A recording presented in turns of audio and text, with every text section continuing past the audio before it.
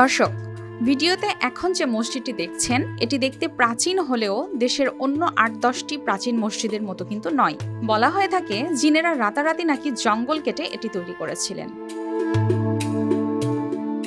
তবে প্রত্নতত্ত্ব বিশারদরা বলেছেন মুঘল সম্রাট আওরঙ্গজেব ৩৫০ বছর আগে তার সৈনিকদের ৫ ওয়াক্ত নামাজ পড়ার জন্য এই মসজিদটি নির্মাণের নির্দেশনা দেন। পরে সুবাদার প্রবাজ খাঁ মসজিদটি নির্মাণ করেন। ১ গম্বুজ ও পরে ৩ গম্বুজ বিশিষ্ট তৈরি করা হয়। সেই সুবাদারের নামেই এর নাম হয় প্রবাজ শাহী মসজিদ।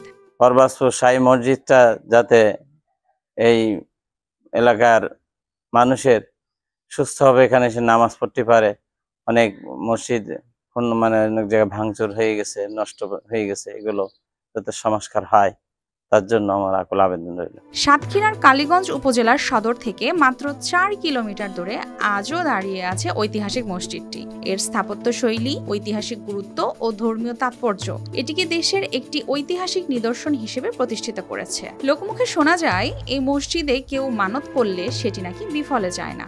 আমরা হুজুরের কাছে ঝাড়াতে আসি, ভয় করলি, জ্বর হলি আসি, সে বাচ্চা কাচার গালে খির দিতেও আসি, কি মানাচানা করতেও আসি। অনেকের বাচ্চা কাচ্চা হয় না, তাই এসে বলি আল্লাহ আর এই সন্তানের একটা বাচ্চা কাচ্চা হোক, আমি তোমার খুশি করব। তাই মিলাদ দেই বা ছাগল কুরবানি দেই বা যাই না করি না।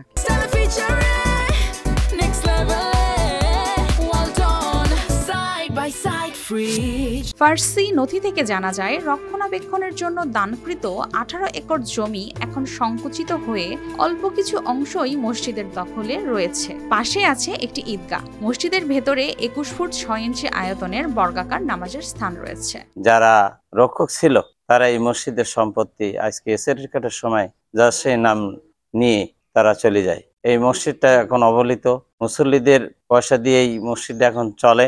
আজ দীর্ঘ ৪০ বছর ঊর্ধ্বে এই মসজিদে মাওলা চলতেছে। আজ পর্যন্ত মসজিদের যে জমিগুলা রেকর্ডের সময় মসজিদের জমি ২৮ বিঘা জমি মসজিদের নামে রেকর্ড হয়ে যায়। এই রেকর্ড বাতিল করার জন্য তারা আবার ঢাকা হাইকোর্টে মামলা আদায় করে। শুধুমাত্র নামাজের স্থান হিসেবেই নয়, বরং দেশ ও দেশের বাইরের অনেক পর্যটক এখনো মসজিদটি দেখার জন্য আসেন। সংস্কার ও রক্ষণাবেক্ষণে দ্রুত উদ্যোগের জন্য স্থানীয়রা কর্তৃপক্ষের হস্তক্ষেপ কামনা করছেন। News desk, RTV।